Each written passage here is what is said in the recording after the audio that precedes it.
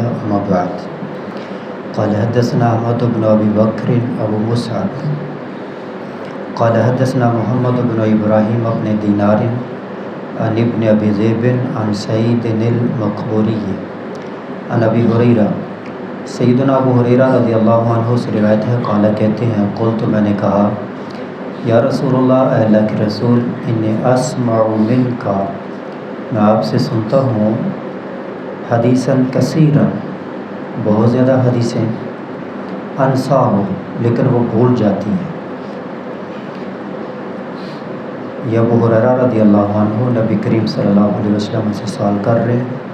کہ میں حدیثیں تو سنتا ہوں لیکن وہ بھول جاتی ہیں، فکر لاحق ہوگی، حدیثیں سنتا ہوں، یاد کرتا ہوں لیکن بھول جاتی ہیں، اس کا کوئی حل بتا دیں۔ آپ صلی اللہ علیہ وسلم نے فرمایا ابسط رداءک، اپنی چادر پھیلاؤ، فبسطتہ، میں نے چادر پھیلائی، قال کہتے ہیں فغرف بیدی، اپنے دونوں ہاتھوں کے ساتھ اس میں چلو ڈالا، ایسے بھر کر، کوئی صراحت نہیں کیا چیز تھی، تو خالی ایسے اشارہ کر دیا۔ ثم قال، پھر کہا ضمہ، اس کو اپنے ساتھ ملا لو،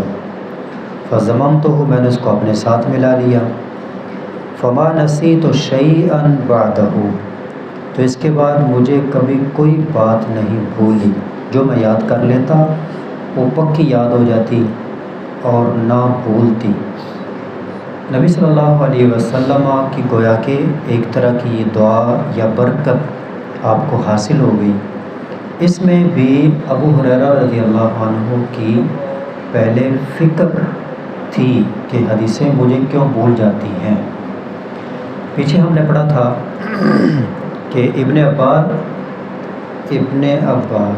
عباس رضی اللہ عنہ اپنی خالہ میمونہ کے گھر گئے تھے، اور اسی لیے گئے تھے کہ نبی کریم صلی اللہ علیہ وسلم کے رات کا معمول نوٹ کروں اور یاد کروں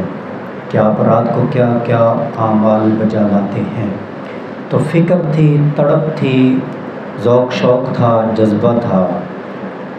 اور اس کے بعد پھر خدمت کی اور آپ صلی اللہ علیہ وسلم کی دعا ملی، اور ایسے ہی ابو ہریرہ رضی اللہ عنہ کا ذوق شوق، جذبہ، فکر کہ مجھے حدیثیں کیوں بھول جاتی ہیں۔ تو طلبہ کو جب فکر لاحق ہوتی ہے کہ پڑھنا ہے کیوں نہیں آ رہا، پڑھا ہوا کیوں بھول جاتا ہے، حفظ کیا ہوا کیوں بھول جاتا ہے، عبارت صحیح کیوں نہیں آ رہی، عبارت پڑھنی کیوں نہیں آ رہی، جب فکر لاحق ہوگی تو پھر انسان کو علم ملے گا۔ اور ساتھ اساتذہ کرام کی خدمت اور ان سے